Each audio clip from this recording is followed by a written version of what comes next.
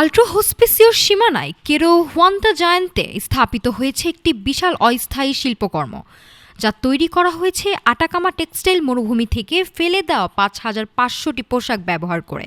শিল্পীরা এই the dressed জায়ান্টের মাধ্যমে সতর্ক বার্তা দিতে চেয়েছেন পরিবেশের অবক্ষয় এবং দ্রুত ফ্যাশনের প্রভাব সম্পর্কে।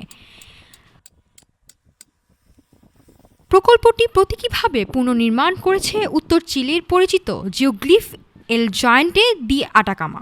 প্রতি বছর হাজার হাজার টন কাপড় আসে ইকিকুয়ের বন্দরের মাধ্যমে এবং অবৈধভাবে আল্ট্রা হোসপেসিওর ল্যান্ডফিলগুলোতেও ফেলা হয়।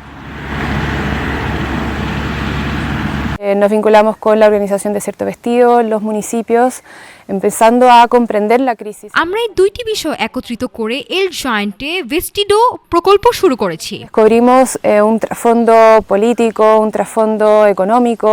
শিল্প ভিক্টোরিয়া গার্সিয়া জানান, এই দৈত্যাকার শিল্পকর্মটি আইমারা ঐতিহ্যের অংশ এবং দেবতত্ত্ব অনুপার প্রতীক।